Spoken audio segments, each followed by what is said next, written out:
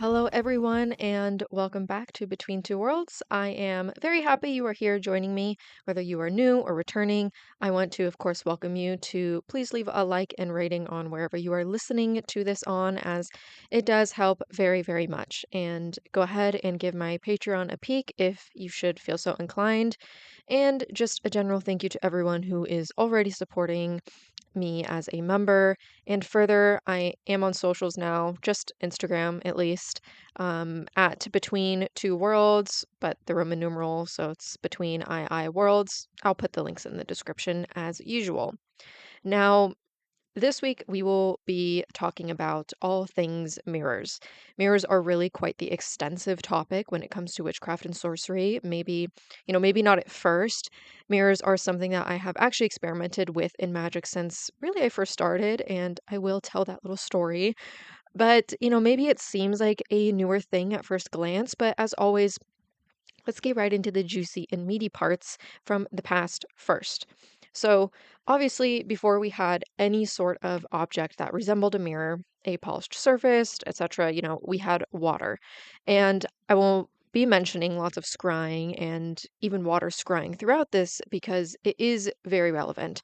Back before mirrors existed, it was water that you would lean over and look at, the still pool or maybe even a specified vessel for this exact purpose in which to look at your reflection and, of course, further to divine and commune and speak with spirits.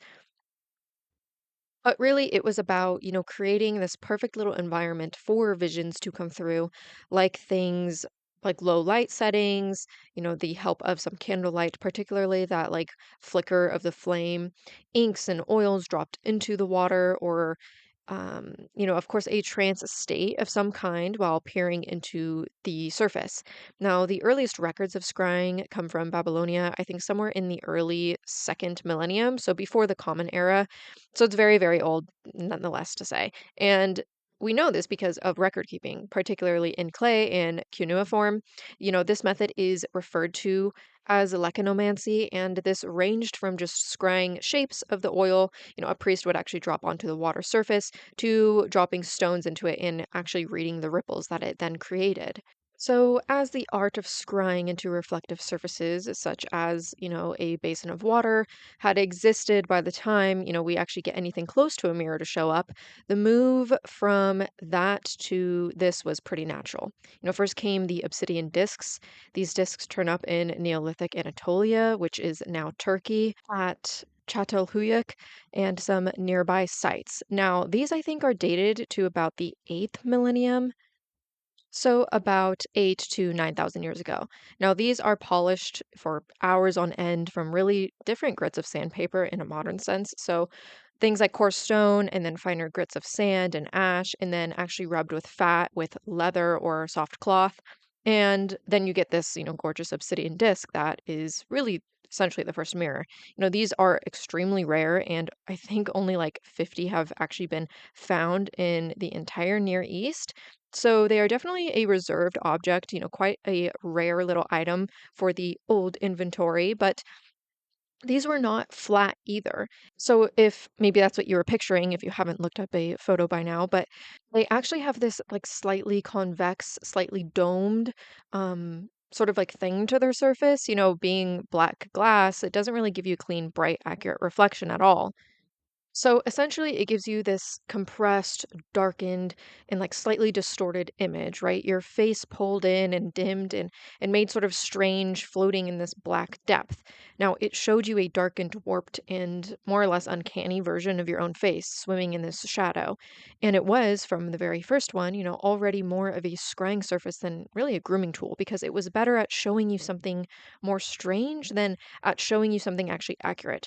Now, these have been found in some interesting places like graves and in tombs, but also found alongside little caches of pigment like reds and yellows, blues and greens, which I guess like maybe is suggesting some sort of ritual use. I don't know, a fun little thing to imagine or wonder about, surely.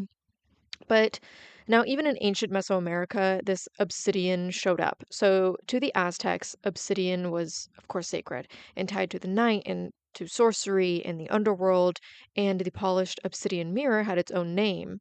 And it actually belonged to the god Tezcatlipoca, which I believe roughly translate to smoking mirror, or I think like directly translate to smoking mirror. So he's this great creator deity and the god of the night sky and sorcery and things like your destiny or fate and even memory. So he's often, depicted with these like what looks like just black voids, which is actually to represent those obsidian mirrors, which through those he could see everything, all human deeds, all of destiny, the past and the present and the future, and he saw the truth of the human soul.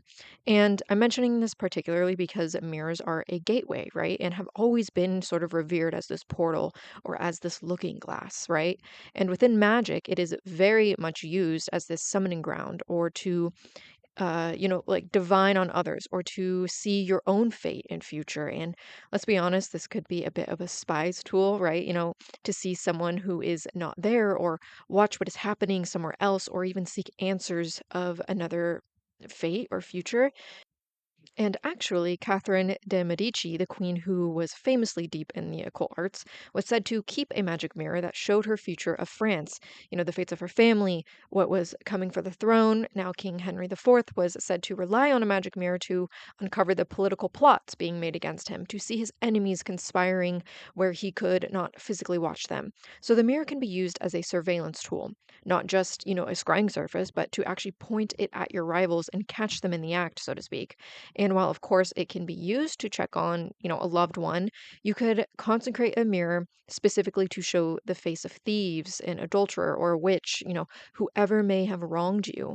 Now, historically, throughout magic and folk traditions, to use the mirror for truth in this way, to I guess force a wrongdoer's face to surface in the glass and to check on a lover, to see who is talking about you and to find out what your enemy is doing. It is a tool that has been greatly used to much extent, and I actually want to inspire everyone to try this because it's pretty fun. And even if you're just experimenting and to play with. But when we eventually get into actual metal, not just these obsidian discs, this is where we get more of the recorded magic and things that were really documented for sorcery purposes with these mirrors. So, from around 3,000 years before the Common Era, the Egyptians began casting and polishing bronze and copper into mirrors. In the Chinese too, developed their own sort of bronze mirror, and actually there in China is very well recorded that the bronze mirror became, one of the great magical protective objects for really thousands of years. The belief was that a mirror could dispel evil, that its bright surface drove off malevolent spirits and negative forces, and that it could even reveal a spirit or a demon that was disguised as a human being, show you the true monstrous face behind this sort of human mask. Really just look through the illusion or look through the magic of it. So people hung bronze mirrors over doorways and at the entrances of homes and temples to guard the threshold and to actually bounce evil back before it could enter. Sounds pretty familiar, right? With the whole back to sender thing. Even imperial palaces had mirrors set at the key entry points, which really stood guard. And Taoist priests used them in ritual to ward off evil and negative energy. Now, the TLV mirror from the Han Dynasty, this is a bronze mirror that carries these shapes and marks cast into the actual design that act as this sort of like symbolic cosmological map. So the actual round shape of the mirror stood for the dome of heaven, and the square design inside of it stands for the earth. So the mirror is kind of like this little model of, the ordered universe, heaven and earth held actually in your hand. And to gaze into it was, in a sense, to really hold and access the cosmos on the person. Now, they inscribed them with invocations as well. So, wishes for long life, for protection, prayers to even cosmic deities. And the Chinese magic mirror, as it is so called, this one is a light penetrating mirror. So from the outside, it actually looks like an ordinary bronze mirror. This sort of like polished reflective surface or this face on the front and a decorated back covered in designs and characters and cosmic symbols. So when you actually catch the polished front at the right angle and bounce a strong beam of light off of it onto a wall or like a flat surface, the image that appears in the reflected light on the wall actually shows the design from the back of the mirror. So the patterns in the writing or on the far side, as though the solid bronze had somehow gone transparent and let light carry the hidden image straight through the metal. Now, that's me trying to explain it, but you really have to look these things up. Like it just reflects like this image that, solid bronze really doesn't seem like it could ever do. For a really long time, no one actually knew how these worked. Then, of course, we just had to spoil the magic of it and find out, which happens to just be like a subtle effect of how the surface was cast and polished. So these like tiny invisible variations in the curve of the face that the mirror actually had like designed on the back. But if you really think about it, like imagine encountering that with no physics to explain it. This mirror that projects a hidden image, which is actually like locked inside the solid metal. It's really much like the like genie locked inside the lamp kind of thing. It's like there's a little person stuck in there, and the only way to see him is to reflect the light perfectly in a certain way. But it really shows you the thing that you can't see, a secret that was really invisible in the glass and then really only revealed by light. So then, in the ancient Mediterranean, in the Greek and Roman world, the record of actual mirror divination gets really, really rich and thick.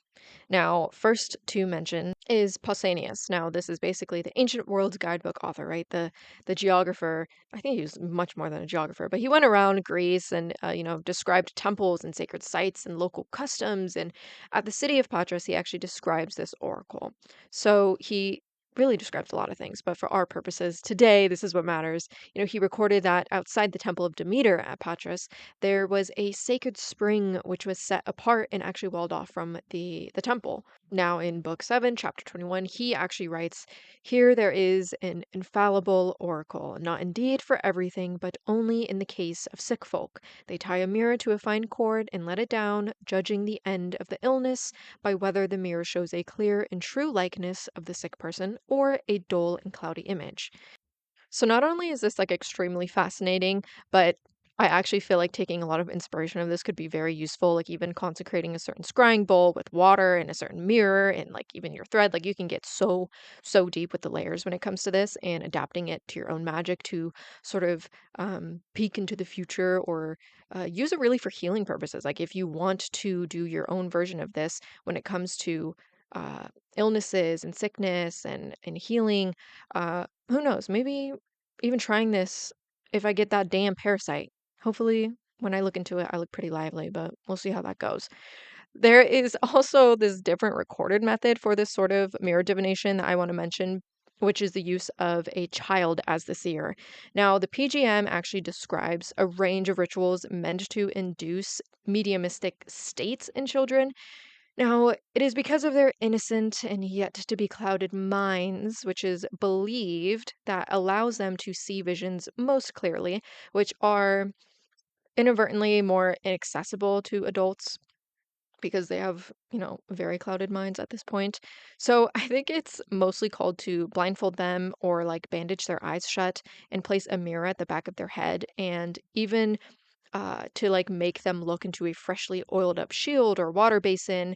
Then you shall speak the incantations, and the child, sort of operating as this like passive conduit, would see visions of the future or uh, deity or spirit or just the answers to the questions which were being asked. So I don't really know how useful or um, how much this proves to actually be accurate. I am not one who is going to try this. However, if you have, please let me know how it went. I'm just kidding. I really hope no one has tried this, or at least with anyone against their will. Anyways, moving on.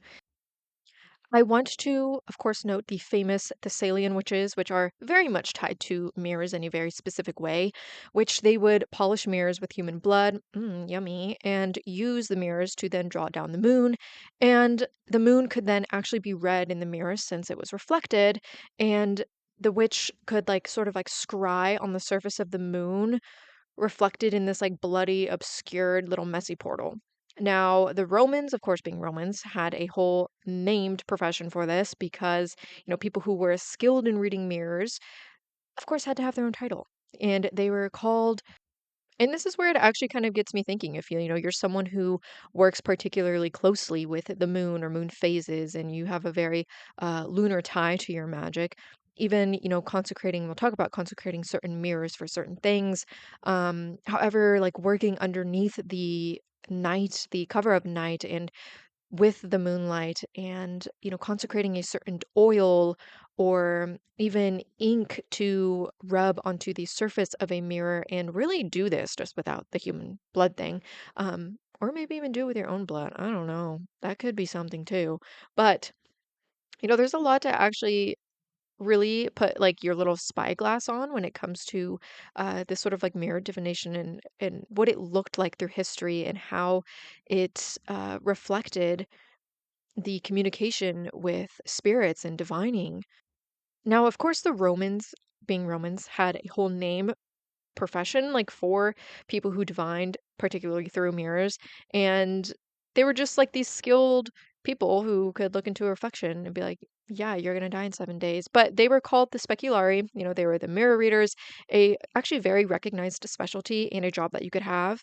And mirror divination had this genuinely like interesting double status in Rome that I think is very telling because it was more or less tolerated and even respected when it was done through the official channels. Of course, like that's not really a surprise, but in the temples, as part of the sanctioned religious apparatus, but it was viewed with real suspicion and even fear when it was done privately, in someone's home by an individual for their own purposes, because how dare you? But even when we get into the medieval and the Renaissance, like grimoire traditions, something sort of shifts. And now, the magicians are not just using a mirror, they're actually starting to make one and consecrate them and building the door on purpose, turning an ordinary sort of like looking glass into a dedicated instrument through, of course, a whole ritual process because you need to, of course. And the grimoire that, everybody points to for this, I think, is the most classical, is a formula attributed to Albertus Magnus. In a quick honest note before I read it, Albertus Magnus was a 13th century bishop.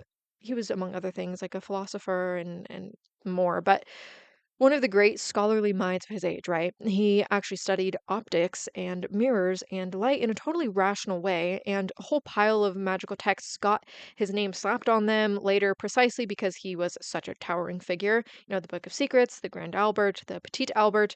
Most of that is, you know, this sort of like pseudo Albertus. So, sort of referring to, the authors of works falsely ascribed to Albertus Magnus, but, they were really compiled by anonymous hands long after he died and then attributed to him for the authority. But when I say Albertus Magnus recorded this, what I really mean is, it comes down to us under his name, in that tradition. And that is honestly just its own interesting thing that this, towering, respectable actual saint of natural science becoming this like folk byword for a book of spells. But here is the formula. So you buy a looking glass and you are to inscribe upon it these words, and of course, excuse my pronunciation if they're wrong, but S solam, S tattler, S echo gordoner gematur. So then you are to bury it at a crossroads during an uneven hour. On the third day, you go back to the spot at the same hour and you dig it up. Once you do, you mustn't be the first to look at it. It says actually to let a dog or a cat take the first look. Sorry for them, but inscribing, a name here onto the mirror is sort of to say is to bind it, right? So it dedicates it, the names that the mirror is for, and it ties it to a specific power. Then, of course, the crossroads, you bury the mirror there because you are sort of like steeping it in that in between power, right? Charging it in the most thresholdy spot there is. Of course, crossroads have been connected to magic and especially certain rituals, even in ceremonial rites and grimoires and stuff for a very long time. And the uneven hour and, a very odd hour, so working outside the ordinary sanctioned rhythm of time is very important to note here as well. And it goes through this burial in the earth, right, for 3 days. It is then resurrected, and now you cannot be the first to look and not be sort of like this first soul that it meets. You have to let it fall on an animal instead, because whatever has actually come into the mirror, whatever has been drawn into it or through it, might be dangerous to the first one who gazes in it. And, might it actually do something to them? Might it reach for them? It better that it lands on maybe a cat than you, sadly. But this whole idea, that the mirror you build and consecrate as opposed to the one that you just use, runs all through the ceremonial tradition in different forms. You get instructions elsewhere for consecrating a virgin mirror, a brand new looking glass, never used for anything else. And purified and dedicated and charged, often under specific moon phases or planetary hours, kept wrapped in cloth and never allowed to reflect anything but the work. Now, I do want to also mention that the PGM, while not really full of mirror spells like some might claim, it's really just all reflective adjacent. So, like oil lamps and reflective surfaces, such as, the water basins. But I do want to note the Nephites to Semiticus, which you should take a bronze bowl, pour in water, and which kind of water actually matters. So, like rainwater for the heavenly gods, sea water for gods of the earth, river water for Osiris or Seraphis, and spring water for the dead. Then float some green olive oil on top and bend over the vessel to speak the spell. I just like this one particularly because, who's to say you can't kind of like do the same thing with a mirror?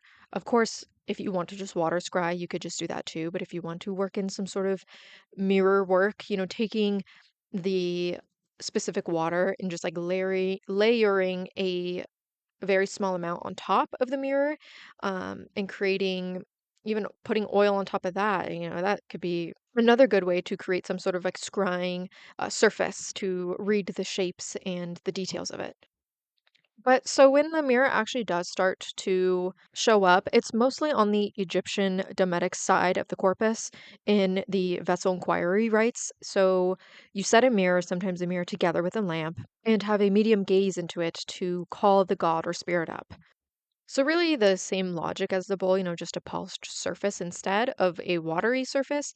And actually the same like idea of having like a young child or young boy bent over it reporting what he sees shows up. But then there are also direct vision rites. So like the ones aiming at autopsia, a face-to-face appearance of the god where the reflective surface, whatever it is, bowl or lamp or mirror, is just the place the deity is invited to show up.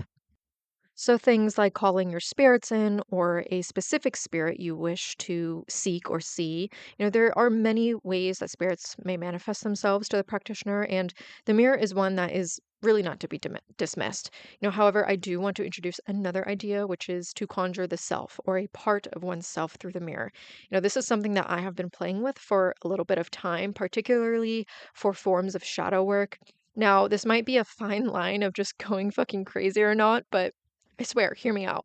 I honestly don't know if this is something that anyone else does.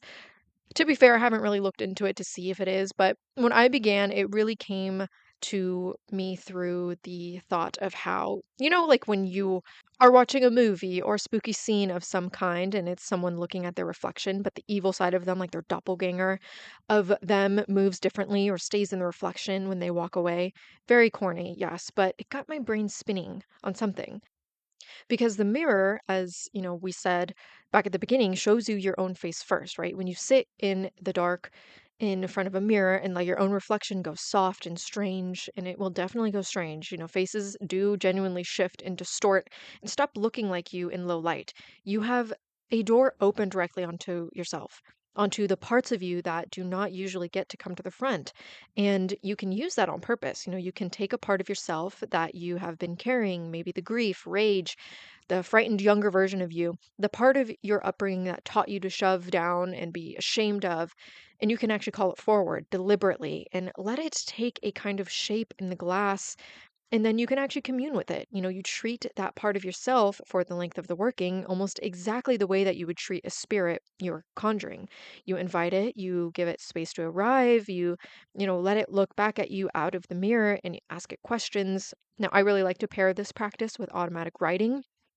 And I'm not even gonna lie, this is gonna get really weird because it reminds me of something that I did as a young child, which was try to reality shift through the mirror method. I know, I'm trying not to giggle because what the fuck, but it consists of this reflection going strange, right? And I know this is something newer and written by a psychologist named Giovanni Caputo in 2010. Yes, that part I had to actually fact check because I wasn't about to out myself as being an absolute fucking weirdo kid without any proof. So, story time. I fell down a YouTube rabbit hole as one did back then, and the whole premise was you jump dimensions, right? Now, I probably tried to get a reality where my parents weren't actively going through a divorce, but you would sit in the dark and look at yourself in the eyes in a mirror and just really lock in. And you would keep staring until things started to go weird. And I promise you, it would definitely go weird. Your face would warp, your features would slide around, and the specific one that really stuck in my head forever was like my eyebrows. I had really thick eyebrows. Started to like turn into eagle wings and flew off of my face. I know. But anyway, you hold that long enough, and it was supposed to like let you slip sideways into another reality, one where everything was almost exactly the same, but not quite. And the giveaway was that you actually had crossed over, or like the tell would be something very tiny wrong in detail. So, like, you come back out of it and you go about your day as normal, and suddenly your dog's eyes are a different color than you remembered. But you had to focus on what you wanted to be different in that reality, right? That was just like you had to look out for the tells. And I feel like I definitely went down this another rabbit hole of like Reddit threads and other people's experiences. I don't know. This shit is like kind of crazy. Well, mine clearly did not work, or if it did, my parents are still divorced. But the weird part is, the face melting and the animals surfacing and, the stranger looking back and seeing other things in the mirror. That part is really completely real. It is a documented effect. If you sit in dim light and hold your own gaze in a mirror for about 10 minutes, your face will reliably start to distort and come apart and generate other faces.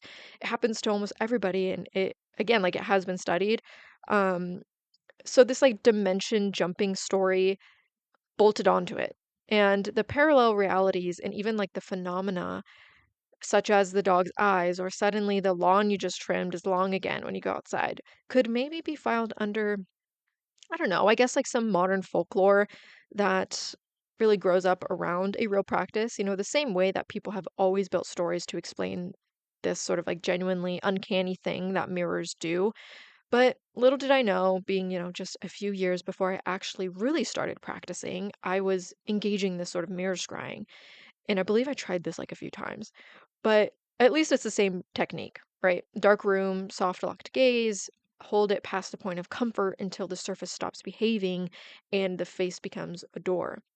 Maybe some kids on the internet reinvented this catoptromancy and didn't really even know that it was what it was. And honestly, there's something kind of beautiful about that, and surely the belief that the reflection is the soul is something that many of us have heard. This idea that it may not just be a picture of you, but the real second self and your spirit made briefly visible on the surface of the glass. It starts to pull all the eerie little customs or superstitions into a more understandable perspective, I guess. Because if the reflection is the soul, then the reflection is very precious and it's fragile and it is exposed, then it means it could surely be lost. When you look into a mirror, your soul becomes or comes to the surface to meet you. And in that moment, it is out, it's vulnerable, and it is not safely tucked inside you anymore. It is hovering on the glass where things can get at it. It can be startled or stolen, and it can be caught and held, and it can be pulled through. It's like that feeling you get as a kid alone in a dark bathroom. The sense that you in the mirror is somehow its own thing and might not really do what you do, might not really be waiting for you to look away. In my case, it was my older brother holding the door shut and chanting Bloody Mary at me through the door crack. But, we all have our own traumas. Or I guess maybe if you have the exact same version or same trauma. But to be honest, I don't even think Bloody Mary started as a horror figure at all. But I think it was like a love oracle. Sort of what she came out of was a divination practice, if I'm not mistaken. I feel like what I'm about to say is something that's just kind of thrown around as an old wives' tale, but back in like the Victorian and Edwardian period, you it was like very common for young women especially to do this sort of like oracle thing where you take a candle and a hand mirror in a dark room or house, sometimes walk backwards upstairs or eat an apple in front of the glass. You would gaze into the mirror nonetheless in the dark, and you're supposed to see the face of the man that you are to marry. So really that was the whole point, right? A future husband sort of oracle done in the mirror by candlelight. And I think to add to the pot, it is like talked about this happening on Samhain or Halloween, but it had a catch built into it. You might not actually see your future husband. You might instead see a skull or the face of the Grim Reaper. And really that meant you were going to die before you ever married. So the same ritual that promised you, a glimpse of love, also carried the risk of showing you your own death. And I believe that's where, Little Miss Bloody Mary actually came from. The oracle that could show you your husband or a corpse slowly started to darken, of course, as it usually always does, over generations until this like spooky, ooky version of it really just took over the whole thing. The whole figure in the glass stopped being about your future spouse and became a bloody, vengeful, screaming woman who claws your eyes out and steals your soul. But it talks to the beliefs of just the old human understanding that it's a bit unnatural.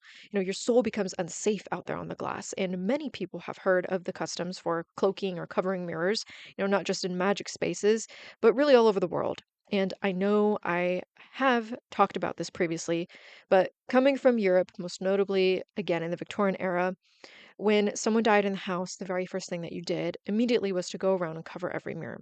Turn them to the wall, drape them in black cloth to protect the soul of the departed and the soul of the newly dead. Because it was loose in the house now. It was maybe even confused, not yet gone. It could be caught in a mirror as it passed, or snared in the glass and trapped there, sort of like unable to move on, stuck haunting the reflection forever, and even for the living. So when in a house with a fresh corpse, this was something very vulnerable to the living as well. It would open this door at the worst possible moment, in that the dead one or something else drawn by the death could reach out through that reflective surface and catch the soul of a living person who was careless enough to look at it and pull them through, pull them along, take them with it, change them, swap them out with the doppelganger. And it's this like same sort of logic exactly in a sick room, which people really forget, but the old custom was to cover or remove the mirror when someone was gravely ill as well, for the same reason, because in sickness, the soul is loose. It is loosening its grip and it's closer to the surface and to leaving in this like vulnerable same way that it is at death. And you don't want a door hanging open in the room of someone whose soul is already halfway slipping and you want them to, survive tuberculosis. Well, that definitely wasn't a thing, but you get my point. And that brings me to talk about necromancy with mirrors, which I think every one of those spheres is really a description of capability. So, like, if the dead can be caught in a mirror, then the mirror can hold the dead, right? If a dead soul can reach through the glass, then the glass is a place that the dead can be reached. The very thing people covered their mirrors to prevent is actually the exact thing that you might be able to use on purpose.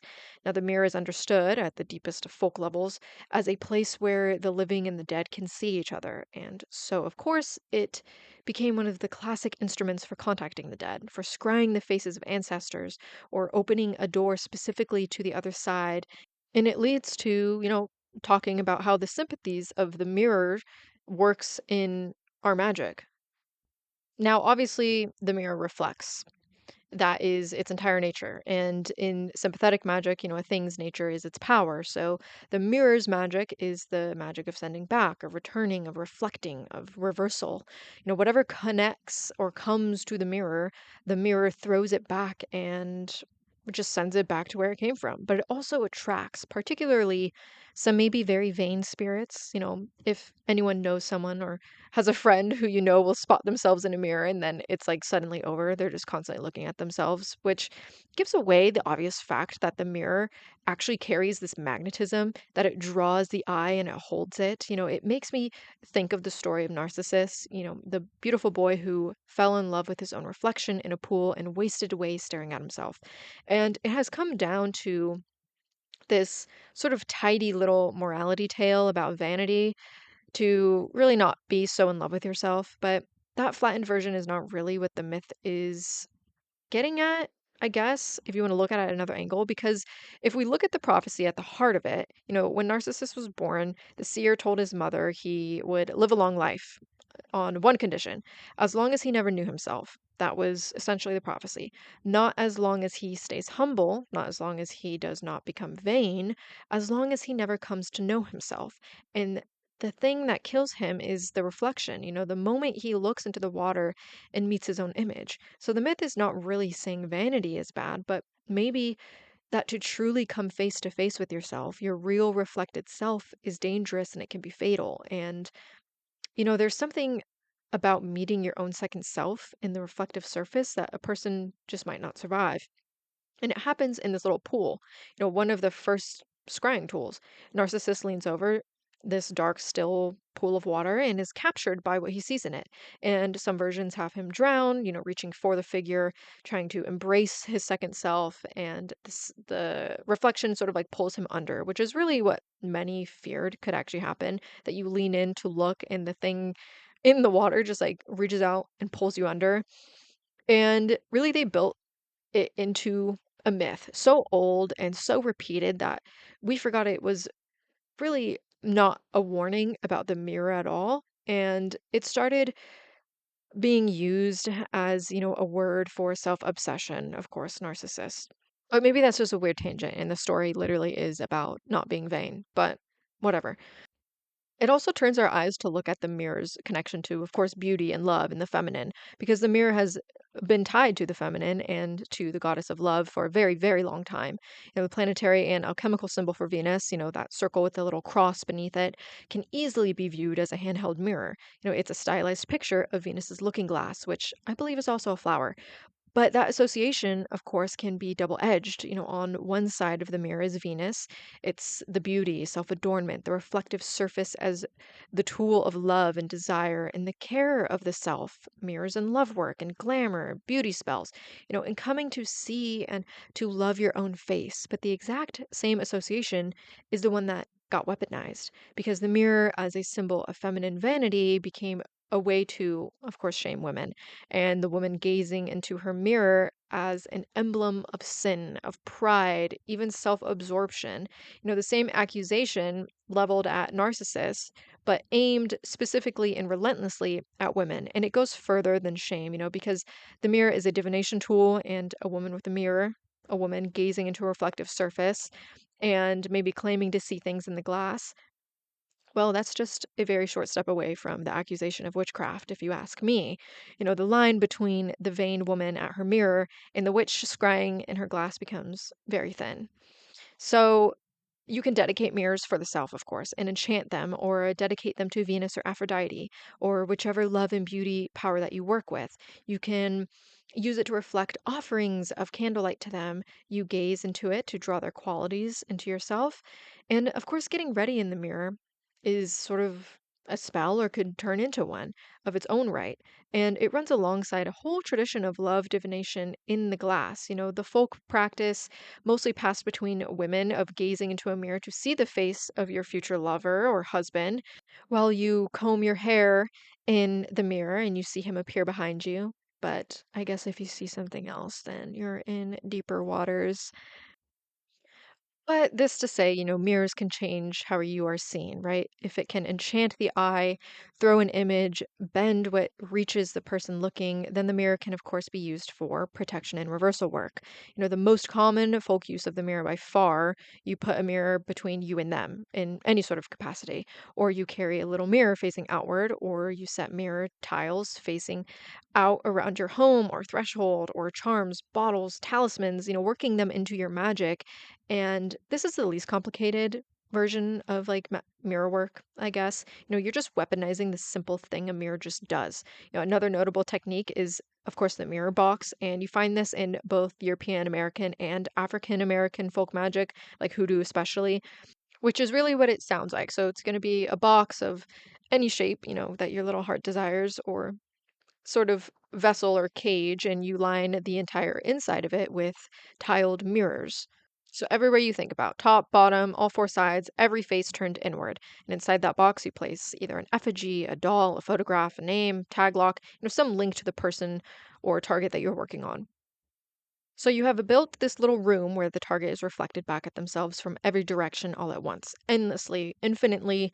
No matter which way the doll turns, there is its own face throwing its own actions right back at it forever, forever and ever and ever. A hall of mirrors, with one prisoner right in the middle.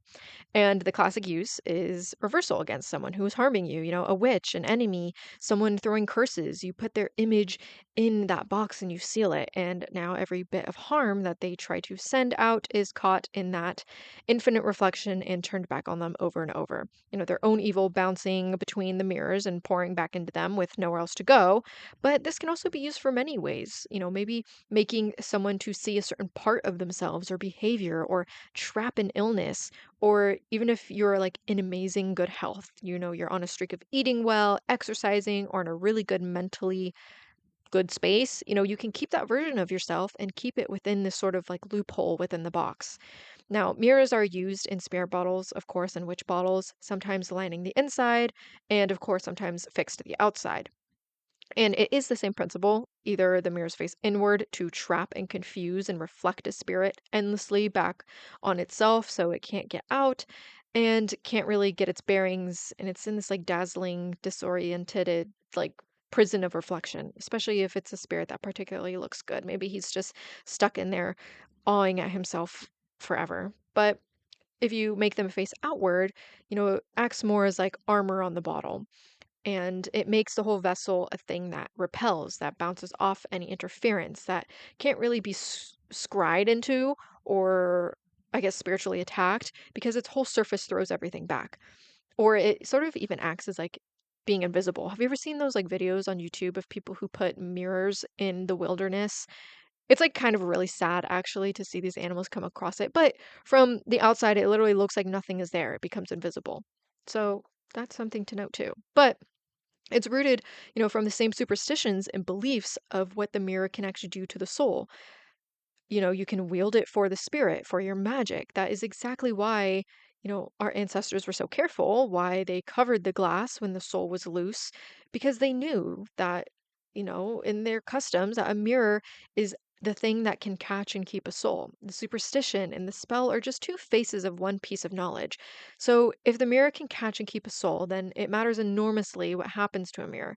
And this is where two of the most famous mirror superstitions sort of stop being quaint and more or less start being more practical knowledge. But we have the good old broken mirror. Everybody knows, you break a mirror and you get 7 years of bad luck. It is maybe the most recognized superstition in the whole Western world, at least. And like most of these, it's really been flattened into a cute little unlucky thing. Like, oops, you have bad luck for 7 years. But underneath it is, the same soul belief. We have been really circling around this whole episode. If your reflection is your soul, then a mirror holds a piece of you, especially one that you look into every single day. And when the mirror shatters, the thing it was holding shatters with it. You don't just break glass, you break the soul that was caught in the glass, you fracture it. And now you are living broken until you can knit it back together. And the whole 7 years thing is actually a Roman piece. They believed that the body and the soul renewed themselves in 7 year cycles. So a shattered soul needed a full 7 year cycle to become whole again. Now, that is where the number actually comes from. Do I believe in this personally? No. But have I actually ever experienced a broken mirror? No, I haven't. But what if it breaks while scrying? So that's a whole nother thing. If you're actually using a mirror for magical purposes, this is when it was often believed to just mean instant death for the seer, very, very bad, horrible. Similar to how many believed and consulted the fates of sick loved ones, at the mirror lowered into the spring. So while I personally don't think you will croak over that instant, a mirror that cracks or breaks in the middle of your work is definitely telling you something. At minimum, that the working is compromised and it deserves your attention and definitely deserves further evaluation. And it really makes you wonder, how to even get rid of one that broke, especially for ritual use or for your magic, one you've scried in or consecrated or used for the dead.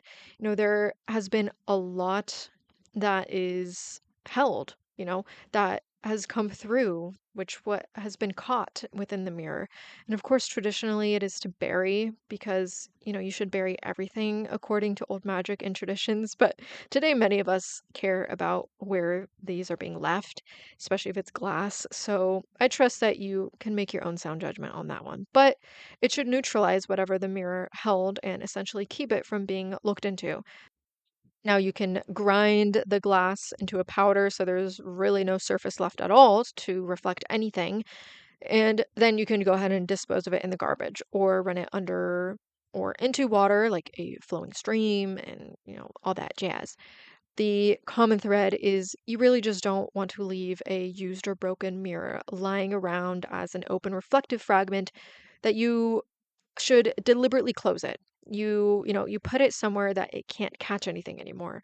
Either it's wrapped in a dark cloth, it's buried, powdered, sunk, whatever. Just it should be disposed of properly. And that brings me to just talking about living with mirrors. Mirror hygiene as a practitioner because you slowly begin to just understand that a home can be full of doors, especially if you have a very spirit-based practice. There is a reason so many traditions independently land on the same handful of household mirror rules, and they're worth knowing, honestly. And a big one is just mirrors and the bed. Across both European and Asian folklore, there's a widespread unease about a mirror facing the bed. Now, I've heard of this since I was a little child, and really the reasoning is exactly on theme. That in sleep, of course, your soul loosens and it can wander, especially if you're a practitioner. You sleeping is an open door right at the moment that your soul is least anchored.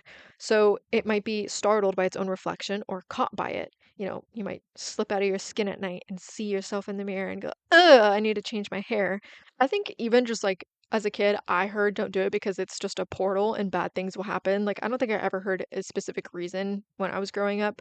But even like in feng shui, it comes at it from an energetic side. Too much active energy bouncing around a room that is supposed to be for rest but it lands in the same place. So don't sleep facing an uncovered mirror. Cover it or turn it or just rearrange so it's not facing the bed anymore. This one I still personally have always followed since engaging, especially in spirit flight or dream travel and all that. I think it took a few even bad sleep paralysis sessions for me to clock it as well. That was not fun. And of course, another one is mirrors facing each other. Now, it seems like something you can't really do on accident because, like, who the fuck would put two mirrors facing each other? Which, yeah, I would argue would be very hard to do, but I guess it could be possible if you're like decorating a hallway or something and you just don't really notice it. But when you put two mirrors directly opposite one another, of course, they're going to create this sort of like infinite corridor, the endless tunnel of reflections receding forever. Now, of course, you can do this on purpose if you want to, but this is obviously seen as generally unwise because you have built an open ended passage, right? A hall with no end. And that's exactly the kind of thing that allows travel from many spirits to come right into your house and steal your milk and honey. So, without going through the gravitas of covering mirrors each night or the like, general hygiene, like sealing them with washes or oils or cleansing them, is something that you can tailor to your needs very specifically and decide when it suits to really build into your routine. So, classic things like monthly or on a moon phase or like quarterly or only when you engage in that sort of practice, I guess. Now, using mirrors can really come from any angle within your practice, particularly, those like little handheld clasping mirrors. I keep like a couple of them in my purse at a time or just around the house, but they're pretty relatively cheap. But this is something that you can really take advantage of, especially if you want to consecrate and use mirrors for very specific and different things. Say, if you want to capture a certain moon phase, if you want to use one specifically, um, under the cover of night and you're doing something specifically for invisibility or have one for your glamour work. Again, you can dedicate one to necromantic purposes only, or even your ancestors. The list goes on and on and on here. Now, if you're someone who just wants one big mirror to do one of everything, that's wonderful too. It just comes back down to hygiene and how you're cleansing it and making sure that things don't get too stuffy. But, I guess that's everything that I have to say today on mirrors. And if any of you have any sort of mirror work that you've engaged in that is very interesting or just want to share, I actually would really love to hear it. And, maybe the mirrors that you work with or see every day look a little different than it did before this. Now, I hope you all enjoyed this one. It is one of those topics that, get ever more fascinating the more that you pick at it for sure, especially when it comes to experimenting or using them within your own magic for spirits, spying, glamour, and, everything else that we talked about. So, again, I want to thank you for making it to the end if you did. And as always, wherever you are in the world, I hope you have a wonderful morning, day, or night.